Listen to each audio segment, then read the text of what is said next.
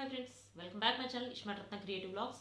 So ఇప్పుడు వచ్చేసి నిఖిల్ కావ్యాలి గురించి లేటెస్ట్ న్యూస్ ఏంటి చూసేద్దాం. నిఖిల్ వచ్చేసి ఇప్పుడు నిఖిల్ ప్రచి తెలుసు కదా, కొత్త ఆల్బమ్ తీశారు కదా. సో వాళ్ళిద్దరికి సంబంధించి చిన్న ఇంటర్వ్యూ లాగా ప్రచి తన ఇన్స్టాగ్రామ్లో షేర్ చేసిందనమాట.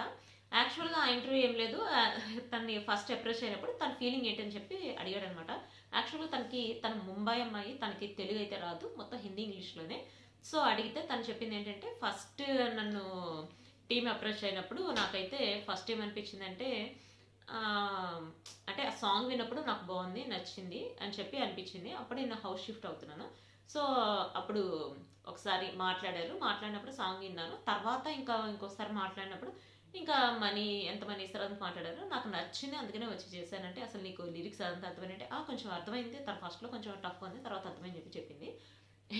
ప్రచి వచ్చేసి నిఖిల్ అడుగుతుంది, ఫస్ట్లో అసలు ఇట్లా యాక్ట్ చేయడానికి నన్ను టచెస్ చేయడానికి చాలా నెర్వస్గా ఫీల్ అయ్యి ఉంటే, చాలా అసలు కొంచెం కాదు చాలా నెర్వస్ ఫీల్ అయ్యాను.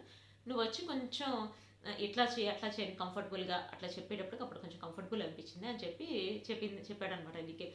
అంటే అప్పుడు నిఖిల్ అంటాడు, అంటే ఇప్పుడు ఫస్ట్ నన్ను చూసినప్పుడు ఏమనుకున్నావు అని చెప్పి నిఖిల్ అడుగుతాడు ప్రచిని అడిగితే ప్రచి అంటుంది, అంటే ఫస్ట్ చూసినప్పుడు మిమ్మల్ని చాలా యారగెంట్ ఏమో అనుకున్నాను. ఎందుకంటే ఫస్ట్ అంటే ఎక్కడ లొకేషన్ అక్కడ వెళ్ళడానికి వ్యాన్లో వెళ్ళారనమాట వీళ్ళందరూ కలిసి. అది కూడా ఒకటి పిక్ ఉంది, ఆ పిక్ కూడా దీన్ని షేర్ చేస్తాను చూడండి. యాక్చువల్గా పిక్స్ కొంచెం తక్కువ షేర్ చేస్తాను, ఎందుకంటే ఇప్పుడు ఇమేజెస్ ఏవి షేర్ చేసినా, వీడియోస్ ఏవి షేర్ చేసినా వాటికి కాపరేట్ క్లైమ్స్ వస్తున్నాయి.